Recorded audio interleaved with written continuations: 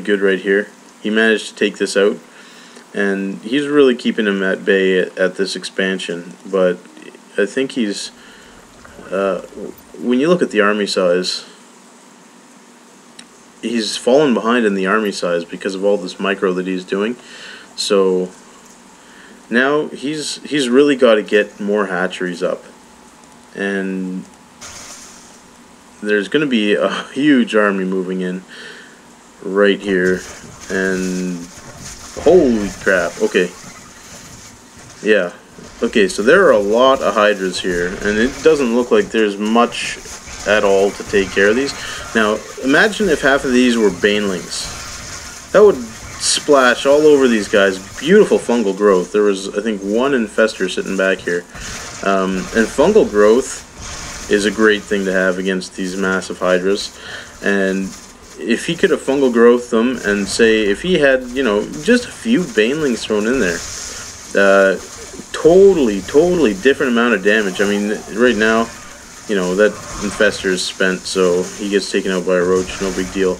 But where was Burrow is what I have to ask. At this point in the game, you know, your infester, he's supposed to shoot and burrow, and you know, you see no overseers with this force here. So again, this is another situation where for Eladimir, Burrow would have been really powerful, and it's just, you know, for 100 minerals and 100 gas, it's not worth neglecting a Burrow upgrade. You know, you got enough hatcheries sitting around. Yeah, here we go.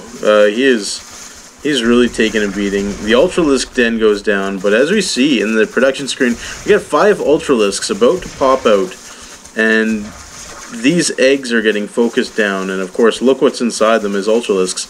So I think this is really good play for Fenrir to take those eggs out. He just saved himself from Ultralisks.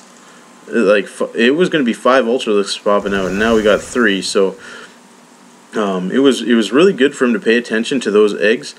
Let's see, we got a Corruptor coming out. I don't know why there's Corruptors coming out. I don't think I've seen much of any air come out of Metalfenrir this entire battle. So that's wasted. That is wasted production right there. Unless he was planning on going for the Broodlords, but he doesn't even have his Spire upgraded, so, you know, maybe the timing on that was just bad. Like, he started the Corruptors thinking he was going to have time to upgrade to, now, here's another thing. These Hydras can't move. Yeah, the Roaches can go tunnel somewhere else, but those Hydras can't move. If you sit one of these 3 Ultras on top of those Hydras, there is not much else that they can do. They're going to have to sit there and wait. And then you got 2 Ultras to go. You know this guy can't have a whole lot going on for him, because he hasn't even been able to expand this whole game because of Eladimir's good play, knocking this out over and over again. And there, Eladimir GG's, and so does Metalfenrir. And look, I mean, he's got, Metalfenrir has some, you know, some Hydras here, some Roaches here. His total units, though, Metalfenrir is down to 2 drones, 4 Hydras, 4 Roaches, and he had 3 Hydras in production, so he's going to have 7 Hydras pretty soon. 7 Hydras and 4 Roaches. We got 2 Ultralisks and 7 Corruptors for Eladimir, and 16 drones. Eladimir has this base that just came up. It's ready to be mined, and he's got 16 drones here, 90 minerals, 320 gas.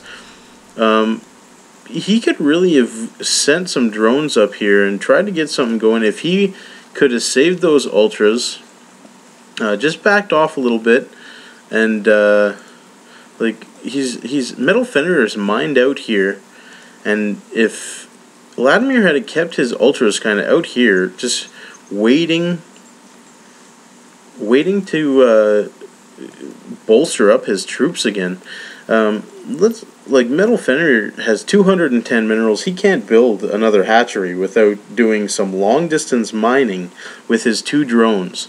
So really, Eladimir was winning this game, in my estimation, and he kind of threw his ultras into the middle of these 2 spine crawlers. They took pot shots on him, and this, 3, 1, 2, I think there's 3 hydralisks in there.